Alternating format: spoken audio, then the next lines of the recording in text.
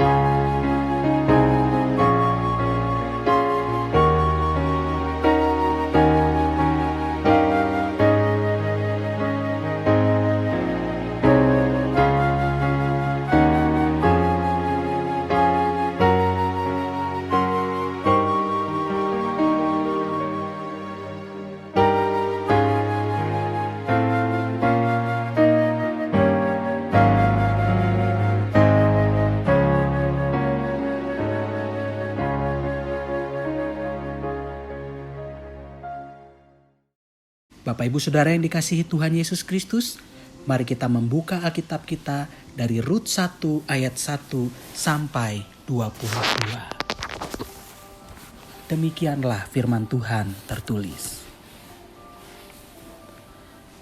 Pada zaman para hakim memerintah, ada kelaparan di tanah Israel.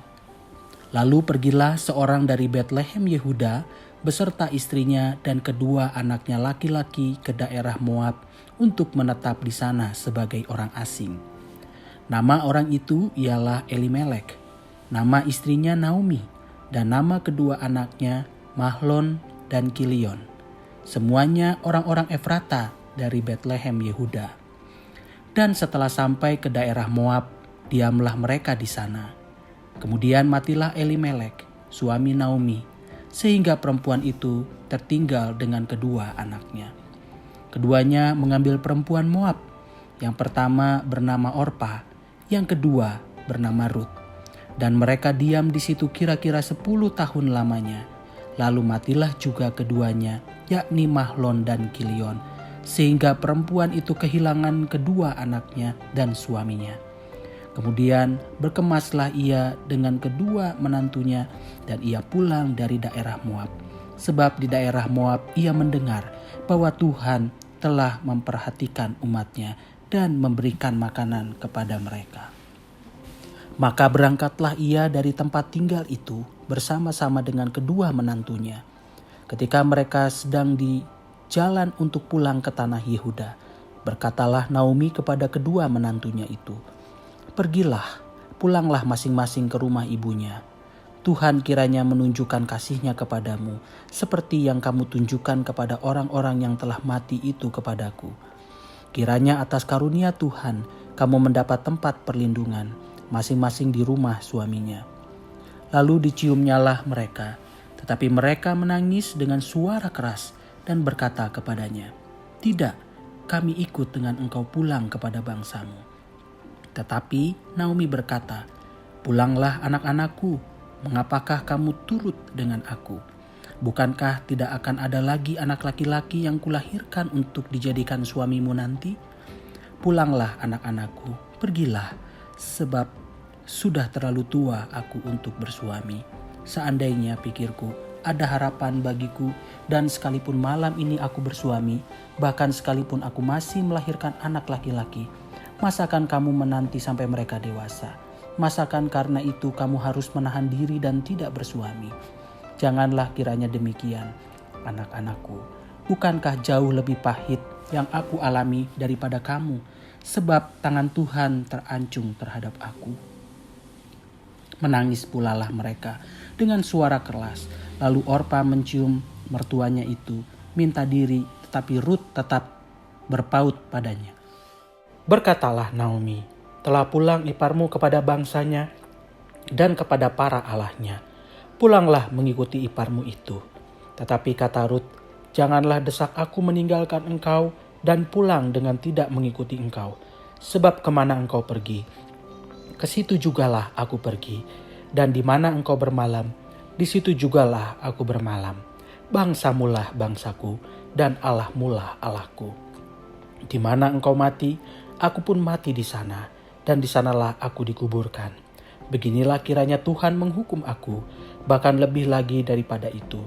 Jikalau sesuatu apapun memisahkan aku dari engkau, selain daripada maut." Ketika Naomi melihat bahwa Rut berkeras untuk ikut bersama-sama dengan dia, berhentilah ia berkata-kata kepadanya, dan berjalanlah keduanya sampai mereka tiba di Betlehem. Ketika mereka masuk ke Betlehem, gemparlah seluruh kota itu, karena mereka dan perempuan-perempuan berkata, "Naomi kah itu?" Tetapi ia berkata kepada mereka, "Janganlah sebutkan aku Naomi, sebutkanlah aku Mara, sebab Yang Maha Kuasa telah melakukan banyak yang pahit kepadaku. Dengan tangan yang penuh aku pergi, tetapi dengan tangan yang kosong Tuhan memulangkan aku. Mengapakah kamu menyebutkan aku Naomi? Karena Tuhan telah naik saksi menentang aku, dan Yang Maha Kuasa telah mendatangkan malapetaka kepadaku."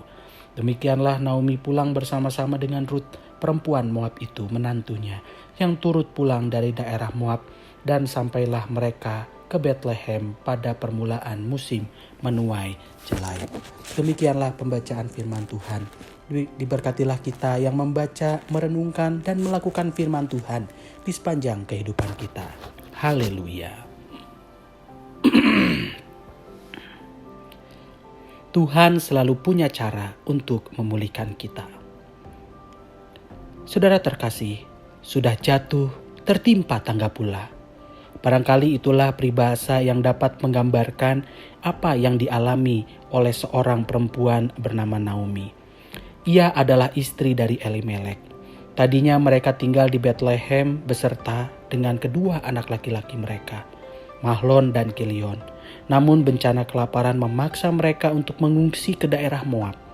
Mereka tinggal di Moab sekitar 10 tahun. Di sanalah Elimelek mati. Kedua anak mereka menikahi perempuan Moab bernama Orpa dan Rut. Namun kemudian anak-anak Naomi pun mati juga. Kini Naomi tinggal di negeri orang sebagai seorang janda. Ia telah kehilangan suami dan anak-anaknya. Naomi pun memutuskan untuk pulang ke negerinya. Kedua menantu perempuan itu pun turut bersamanya. Namun dalam perjalanan, Naomi meminta para menantunya untuk kembali ke Moab. Orpa menuruti nasihat ibu mertuanya dan kembali ke negerinya. Sementara Rut bersikeras untuk tetap mengikutinya. Saudaraku, mari sejenak kita membayangkan keadaan Naomi dan bagaimana perasaannya. Rut 1 ayat 20-21 menolong kita untuk mengerti apa yang ia rasakan. Janganlah sebutkan aku Naomi, sebutkanlah aku Mara. Sebab yang Maha Kuasa telah melakukan banyak yang pahit kepadaku. Dengan tangan yang penuh aku pergi, tetapi dengan tangan yang kosong Tuhan memulangkan aku. Mengapakah kamu menyebut aku Naomi? Karena Tuhan telah naik saksi menentang aku, dan yang Maha Kuasa telah mendatangkan malapetaka kepadaku. Mara merujuk pada suatu tempat di padang gurun Syur yang dilalui bangsa Israel dalam perjalanannya menuju tanah perjanjian. Air di Mara tidak bisa diminum karena rasanya pahit, di dalam Keluaran 15 ayat 23. Naomi menggambarkan hidupnya begitu pahit sehingga tidak bisa diminum, tidak bisa dinikmati sama sekali. Naomi seolah mau mengatakan, tidak ada sedikit pun kebaikan tersisa dalam hidupnya. Dalam keputusasaannya, Naomi mengatakan Tuhanlah yang memahitkan hidupnya dan mendatangkan malapetaka kepadanya. Bagi Naomi tidak ada lagi harapan akan masa depan. Saudaraku, benarkah tidak ada harapan bagi Naomi? Benarkah Tuhan telah memulangkan dia dengan tangan kosong? Tentu tidak. Hanya saja Naomi belum menyadari hal itu.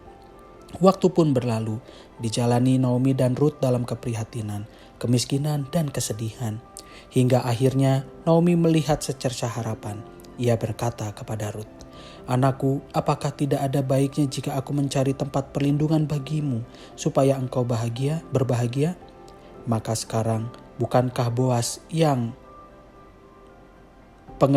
pengerjanya perempuan telah kau temani itu adalah sanak kita?"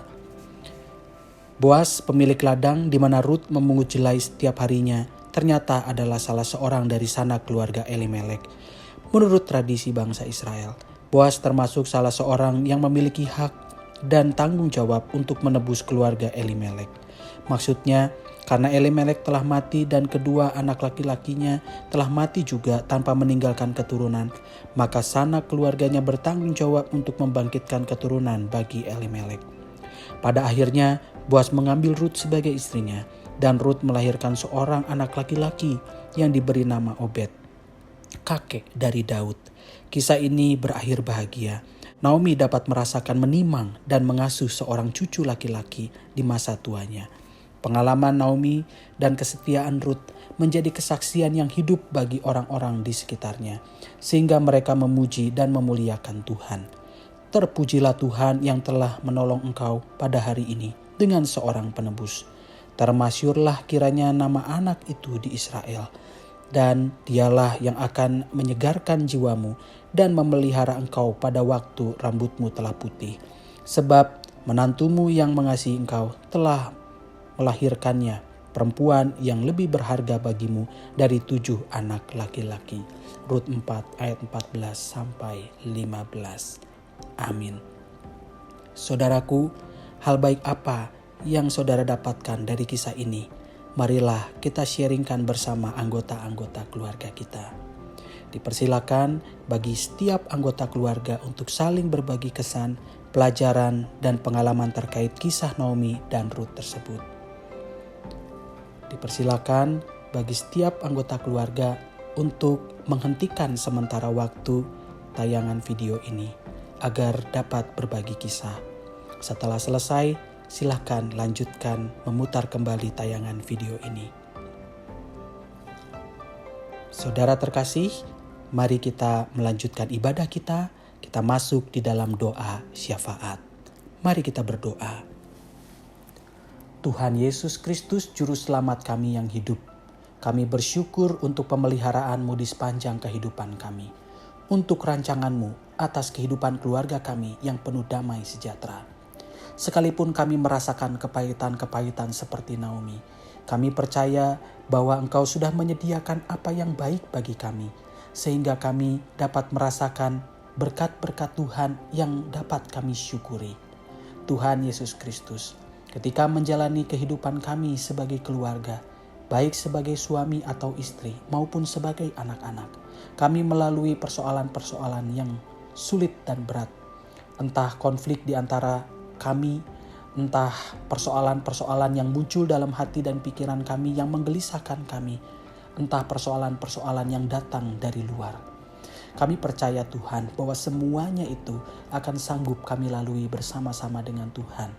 Tuhan selalu berada di tengah-tengah kehidupan keluarga kami, sehingga kami dapat melaluinya dan kami dapat masuk ke dalam kehidupan damai sejahtera yang Tuhan telah sediakan. Tuhan Yesus Kristus, kami berdoa untuk kehidupan gereja kami, GKI Taman Cibunut Bandung, di tengah kegiatan bulan keluarga ini. Kami merayakan untuk kedua kalinya acara bulan keluarga di tengah pandemi dengan suasana yang berbeda. Tuhan Yesus Kristus, kami percaya bahwa sesungguhnya Engkau hadir dan menolong setiap kami, sehingga kami dapat merasakan hangatnya keluarga, hangatnya kehadiran-Mu di tengah kehidupan keluarga kami, sehingga kami tetap dapat bersuka cita, sekalipun kami merayakan bulan keluarga di tengah situasi pandemi dengan suasana dan situasi yang berbeda. Tuhan Yesus Kristus, kami percaya bahwa rancangan Engkau di dalam kehidupan kami adalah rancangan damai sejahtera. Kami percaya bahwa Engkau turut bekerja di dalam segala sesuatu untuk mendatangkan kebaikan. Terima kasih untuk kebaikan-Mu Tuhan. Kami sebentar akan mengakhiri peribadahan kami.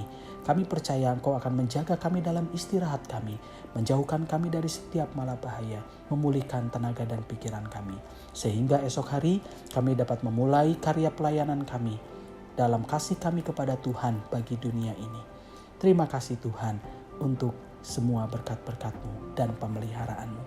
Inilah doa syafaat yang kami panjatkan hanya di dalam nama Tuhan Yesus Kristus, Juru Selamat kami yang hidup. Amin. Bapak Ibu Saudara yang dikasihi Tuhan Yesus Kristus, persekutuan doa malam pada hari ini telah selesai. Sebelum kita mengakhiri doa malam pada hari ini, mari kita bersama-sama bernyanyi. Tuhan selalu punya cara.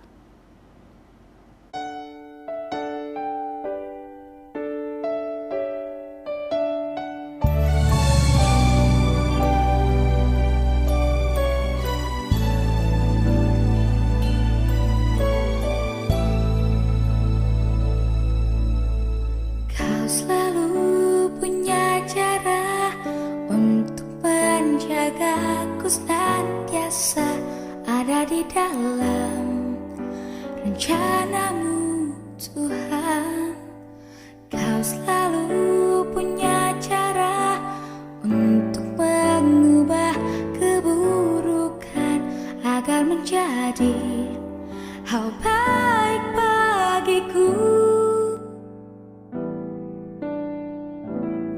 Bila gunung di hadapanku tak jua berpindah, Kau berikanku kekuatan